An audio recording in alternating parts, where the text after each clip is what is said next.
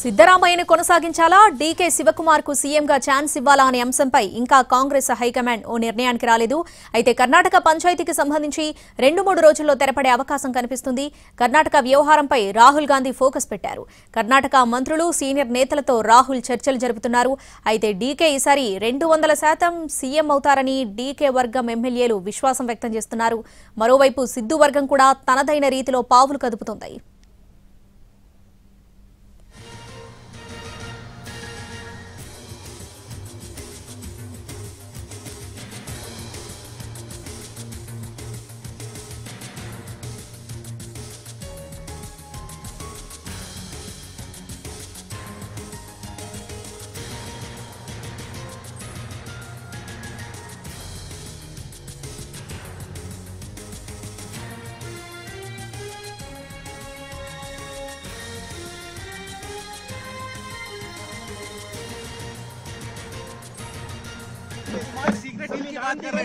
Secret deal की बात कर रहे हैं DK Shiv Kumar.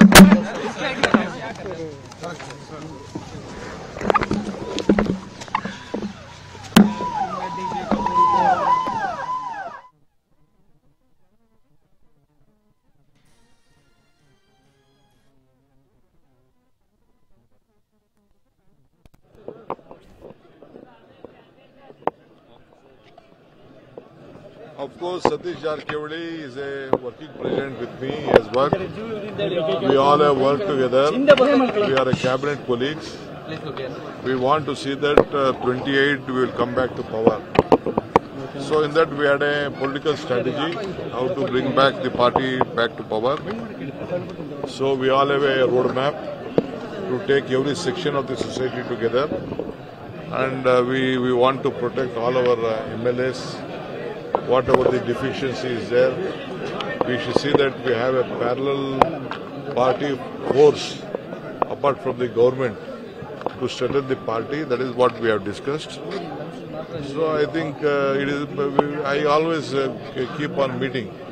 What is wrong? He is my colleague and a senior leader of the party. Sir, there was one more meeting was called, but it was cancelled today. Dinner meeting again and again for dinner. No.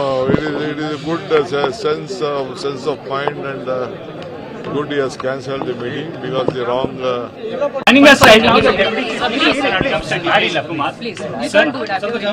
lot.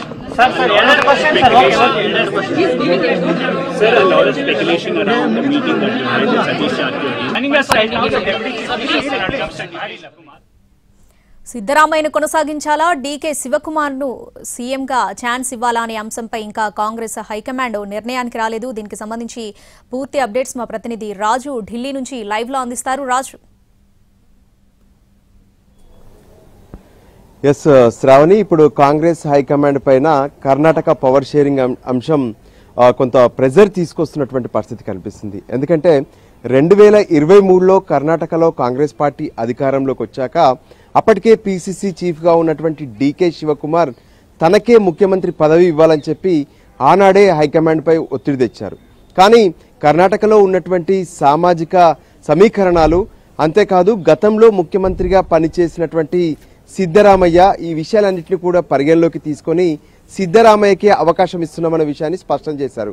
అయితే మొదటి 2.5 ఏళ్లు మాత్రమే సిద్ధరామయ్య కొనసాగుతారు. ఆ తర్వాత DK శివకుమార్కే రాష్ట్రానికి సంబంధించినటువంటి ముఖ్యమంత్రి పగ్గాలు ఇస్తామనే విషయం పైన పెద్ద ఎత్తున ప్రచారం జరిగింది, చర్చ కూడా జరిగింది.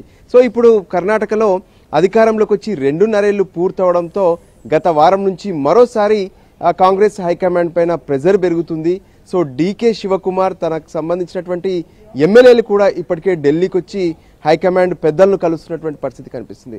2 రోజుల క్రితం ఆదివారంతో పాటు సోమవారం కూడా అక్కడే ఉన్నటువంటి మల్లికార్జున ఖర్గే ఏఐసీసీ అధ్యక్షుడిగా పార్టీలో ఉన్నటువంటి ముఖ్య నేతలతో పాటు ముఖ్యమంత్రితో కూడా ప్రత్యేకంగా సమావేశమయ్యారు. అయితే ఇప్పటికిప్పుడు ఈ కర్ణాటకకు సంబంధించినటువంటి పవర్ షేరింగ్ అంశం పైన హైకమాండ్ ఎటువంటి నిర్ణయం తీసుకోదు. సో ఢిల్లీకి వెళ్ళాక ఢిల్లీలో రాహుల్ గాంధీ, సోనియా గాంధీలతో మాట్లాడిన తర్వాత ఈ విషయంలో నిర్ణయం తీసుకుంటామనే విషయాన్ని కూడా మల్లికార్జున ఖర్గే అక్కడ ఉన్నటువంటి కర్ణాటక స్టేట్ లీడర్స్ అందరికీ కూడా స్పష్టం చేశారు. అంతేకాదు పదే ఈ విధంగా అంటే పవర్ షేరింగ్ అంశాన్ని తెరపైకి తీసుకొచ్చి ఎమ్మెల్యేలో కావచ్చు లేదంటే ప్రభుత్వంలో కావచ్చు అలజడి సృష్టించొద్దనే విషయాన్ని కూడా కరాఖండిగా ఖర్గే వాళ్ళకి చెప్పారు. అయినప్పటికీ కూడా మంత్రులు ఎమ్మెల్యేలు ఎప్పటికప్పుడు అవకాశం ఉన్న ప్రతిసారి కూడా రాష్ట్రంలో పవర్ షేరింగ్ పైన చర్చకు తీసుకొస్తున్నారు. ఇప్పటికే సిద్ధరామయ్య మాత్రం తానే మిగతా 2.5 ఏళ్లు కూడా కొనసాగుతాను ముఖ్యమంత్రిగాని స్పష్టం చేశారు. కానీ డీకే శివకుమార్ ఇప్పటి వరకు అధికారికంగా ఎక్కడ మాట్లాడకపోయినప్పటికీ కూడా హైకమాండ్ తీసుకునేటటువంటి నిర్ణయాలను గౌరవిస్తాను, డీకే శివకుమార్ ఏ విధంగానైతే అటు సిద్ధరామయ్య ముఖ్యమంత్రిగా కొనసాగితే తాను మద్దతు ఇస్తానని కూడా ఆయన చెప్తున్నటువంటి పరిస్థితి కనిపిస్తుంది. కానీ ఇంటర్నల్ గా మాత్రం తన వంతు ప్రయత్నాలు చేస్తున్నారు. గతంలో పార్టీ హైకమాండ్ తమకిచ్చినటువంటి హామీ ప్రకారం రానున్నటువంటి కాలంలో కూడా పార్టీని మరింత బలోపేతం చేయడంతో పాటు మళ్ళీ నెక్స్ట్ టర్మ్ కూడా అధికారంలోకి రావాలంటే తనకే అవకాశం ఇవ్వాలని చెప్పి డీకే శివకుమార్ పార్టీపై ప్రెజర్ తీసుకొస్తున్నారు. అయితే ఈ విషయంలో ఇప్పటి వరకు ఎక్కడా కూడా తను బయట పడట్లేదు. ప్రయత్నాలు జరుగుతున్నాయి కానీ అధికారికంగా అఫీషియల్ గా మాత్రం అతను ఎక్కడ నాకే ముఖ్యమంత్రి పదవి కావాలని చెప్పట్లేదు. ఈ విషయం హైకమాండ్కు తెలిసింది. దాంతో హైకమాండ్ సైతం ఎటువంటి నిర్ణయం తీసుకోవాలి అంటే ప్రస్తుతం ఉన్నటువంటి సిద్ధరామయ్యను కొనసాగించాలా లేదంటే అక్కడ ఉన్నటువంటి గ్రౌండ్స్ లో ఉన్నటువంటి కొన్ని ఇష్యూస్ ను పరిశీలించి డీకే శివకుమార్ కు పగ్గాలు ఇవ్వాలా అనే దాని మీద చర్చ జరుగుతుంటే ఇంకోవైపు దళిత ముఖ్యమంత్రిని చేయాలంటూ మరో అంశాన్ని కూడా తెరపైకి తీసుకొస్తున్నారు అక్కడ ఉన్నటువంటి మరో మంత్రి పరమేశ్వర్. సో ఈ నేపథ్యంలో కాంగ్రెస్ హైకమాండ్ ముందు మాత్రం పెద్ద నిర్ణయం తీసుకోవాల్సినటువంటి అవసరం ఉంది. కొనసాగించాలా లేదంటే డీకేకు పగ్గాలు అప్పగించాలనే దాని మీద.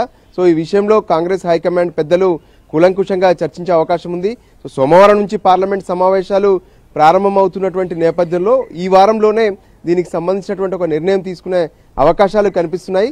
కానీ మరి ఏం చేస్తారనేది మాత్రం అటు కర్ణాటకలో ఉన్నటువంటి ప్రతి ఒక్కరిని ఉత్కంఠగా ఎదురు చూసేలా చేస్తుంది. హైకమాండ్ లో కూడా దీనికి సంబంధించినటువంటి చర్చలు జరుగుతున్నాయి. అంటే ఒక రాష్ట్రంలో స్టేబుల్ గా ప్రభుత్వం ఉన్న తర్వాత ఇప్పటికిప్పుడు అక్కడ ముఖ్యమంత్రిని మార్చడం అనేది ఎటువంటి సంకేతాలు ఇస్తాం? ఇప్పటికే దేశవ్యాప్తంగా కాంగ్రెస్ పార్టీకి కొంత కలిసి రావట్లేదు. ఏ రాష్ట్రంలో ఎన్నికలకు వెళ్ళినా కాంగ్రెస్ ఏదైతే ఓడిపోతున్నటువంటి పరిస్థితి కనిపిస్తుంది. సో ఇటువంటి పరిస్థితుల్లో మున్ముందు ఏ అంశాల మీద ఫోకస్ పెట్టాలనే దాని మీద హైకమాండ్ ఒకవైపు రెడీ అవుతుంటే పార్లమెంట్ సమావేశాల్లో ప్రభుత్వాన్ని నిలదీయాలనేటువంటి అంశాలను ఎజెండాగా చేసుకుంటూ దేశవ్యాప్తంగా 12 రాష్ట్రాల్లో జరుగుతున్నటువంటి ఎస్ఆర్ పైన సైతం ఆందోళనకు సిద్ధమవుతున్నటువంటి నేపథ్యంలో ఇప్పుడు కర్ణాటక అంశం మాత్రం కొంత హైకమాండ్ కు తలనొప్పిగా మారుతుంది. Sravani. Right Raju, thanks for the updates.